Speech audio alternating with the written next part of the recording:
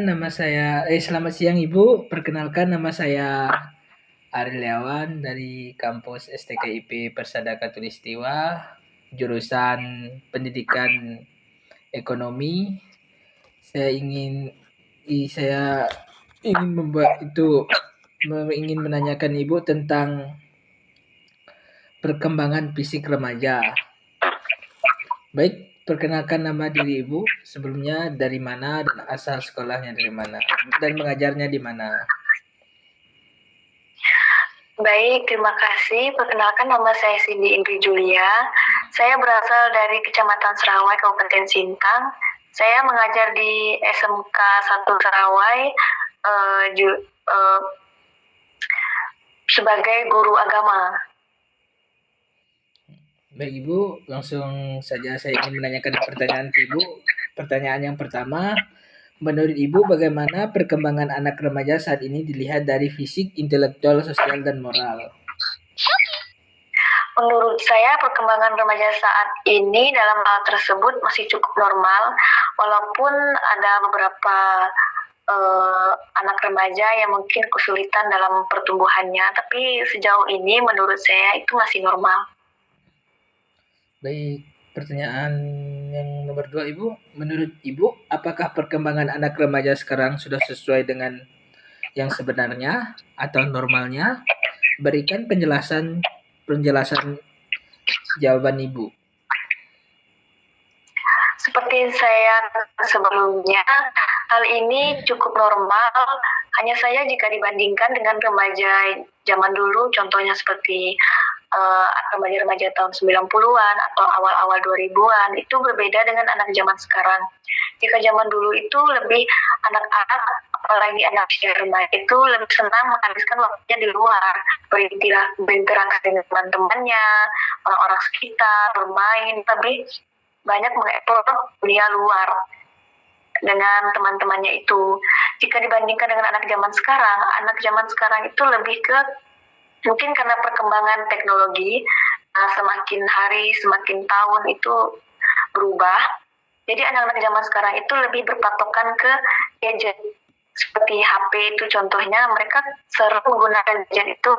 Mungkin efeknya itu bagi saya kurang baik, karena anak-anak seusia bahkan belum legal itu sudah mengetahui informasi-informasi bahkan bukan seusia mereka.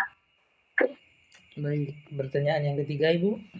Dari pengalaman Ibu selama mengajar, ceritakan bagaimana Ibu menemukan remaja dengan kasus yang berat terkait masalah dalam menyesuaikan diri pada masa perkembangannya. Sebenarnya ini bukan hal yang tabu bagi seorang guru terkait kasus seperti ini. Tapi saya punya cerita yang cukup mengesankan. Ini cerita dari teman-teman saya di sekolah lain yang memiliki masalah tersebut, apalagi pada muridnya. Dan yang membuat mengesankan itu, anak itu tuh bukan orang jauh, lebih tepatnya dia itu masih keponakan saya. Menurut kesaksian guru-guru yang lain, anak ini tuh punya masalah di interaksi dengan teman-teman sekelasnya, bahkan guru-guru yang lain. Jika ditanya dijawab pun hanya seperlunya, bahkan bisa dibilang tidak dijawab, bercanda tidak ditanggapi, sehingga dia itu sering dianggap aneh oleh teman-teman sekelasnya, sehingga keanehan itu membuat dia menjadi bahan bulian teman-teman di sekelasnya itu, terutama untuk murid-murid yang lumayan bandel ya. Terutama di dalam satu kelas itu paling tidak ada beberapa murid yang sedikit bandel. Nah, dia itu bahkan menjadi bahan bulian si anak-anak ini. Menurut saya itu lumayan berat untuk kita hadapi ya sebagai guru. Baik Ibu, pertanyaan selanjutnya. Bagaimana Ibu menyelesaikan masalah tersebut dan membimbing remaja tersebut memperbaiki dirinya? Kalau untuk hal ini, bagi saya itu memiliki beberapa langkah. Langkah pertama itu lebih ke niat dan kemauan si anak ini. Jika kita memberi banyak saran seperti apapun, jika anak ini tidak punya kemauan dan kenekatan diri untuk berubah, itu seperti sia-sia, itu menurut saya. Dan yang kedua itu peran orang tua dalam perkembangan tumbuh kembang anaknya. Itu sangat penting. apalagi orang tua itu emang dari kecil sampai anaknya tumbuh besar itu orang tua menjadi saksinya. Menurut saya orang tua itu seharusnya berperan penting dalam hal ini, dalam tumbuh kembang anaknya, baik itu dalam di rumah, lingkungan bersosialnya, interaksinya orang-orang sekitar atau di sekolah. Paling tidak orang tuanya itu harus mengetahui bagaimana anaknya ini. Dan yang ketiga itu baru peran guru. Karena tidak semua guru itu benar-benar memperhatikan semua muridnya. Tapi mungkin khususnya saya tidak terlalu gimana dengan beberapa murid. Tapi jika kasusnya seperti cerita saya sebelumnya, ini saya sangat memperhatikan hubungan dengan komunikasi sosialnya itu. Baik Ibu, pertanyaan selanjutnya, bisakah Ibu ceritakan apa saja bentuk bimbingan kepada siswa baik untuk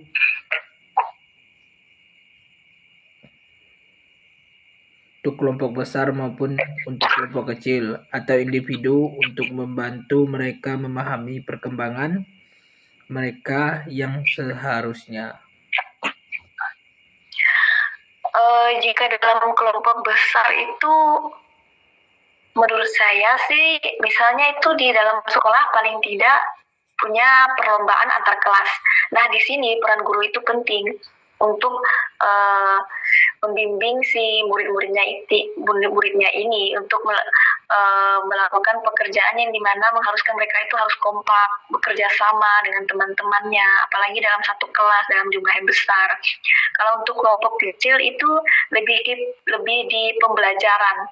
Misalnya guru-guru itu paling tidak memberi tugas yang dimana anak-anak muridnya itu mengerjakan tugas tersebut harus dalam mencakup kelompok. Misalnya dalam satu kelas itu dibagi menjadi beberapa kelompok atau beberapa orang. Menurut saya ini penting untuk interaksi murid-muridnya ini, walaupun dalam jumlah kecil, paling tidak mereka itu bisa berinteraksi semakin dekat dengan temannya satu sama lain.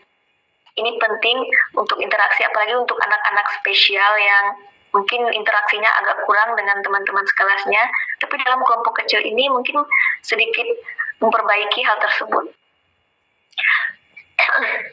Oke, baik Ibu. Pertanyaan selanjutnya, terkait perbedaan individu, bisakah Ibu ceritakan bagaimana Ibu memberikan pembelajaran dan proses mendidik dengan siswa yang memiliki perbedaan bakat, minat, kemampuan, kognitif, dan latar belakang yang berbeda? Jika saya pribadi lebih ke bersikap fleksibel dan memotivasi. Jika kita bersikap fleksibel itu membuat si anak-anak ini lebih merasa nyaman dengan guru-gurunya. Apalagi dalam hal berpendapat, memberikan beberapa pemikiran mereka kepada guru-gurunya.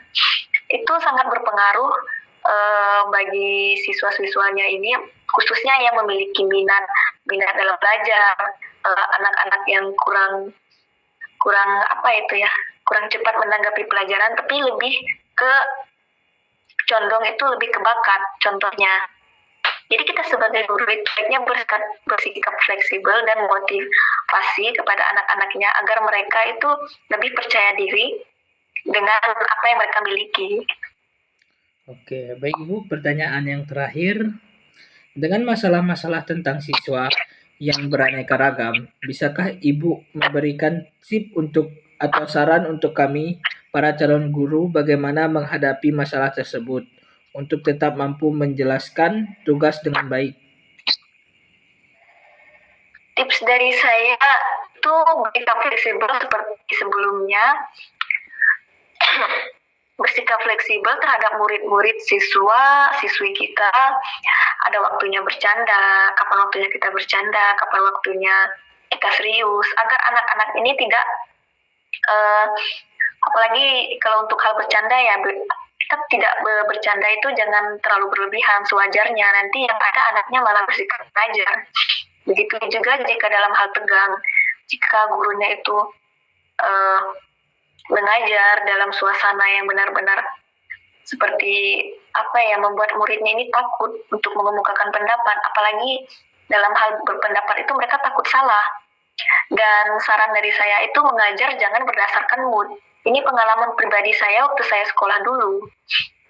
jika guru mengajar berdasarkan mood ataupun suasana hati, ini tidak baik menurut saya ya. Dalam suasana hati apapun, ketika kita mengajar, kita menghadapi murid-murid sehari-hari yang untuk kita ajarkan, itu kita boleh berdasarkan suasana hati. Karena ini bisa membuat si anak murid ini merasa was-was. Setiap hari, setiap melihat gurunya, mereka selalu berpikir, guru ini harinya suasananya baik ya, suasananya bagus ya. Itu membuat anak-anak itu merasa was-was, takut, apalagi soal kepercayaan diri. Seperti sebelumnya itu mereka pasti merasa takut salah, takut dimarahi itu. Lebih ke bersikap, tipsnya itu lebih ke bersikap fleksibel. Kalau saran mengajar saya jangan berdasarkan suasana hati. Gitu. Baik, terima kasih Ibu atas jawaban yang telah Ibu berikan pertanyaan untuk saya memberikan pertanyaan Ibu, Ibu memberikan jawabannya. Terima kasih. Ya. Selamat siang Ibu. Ya, siang.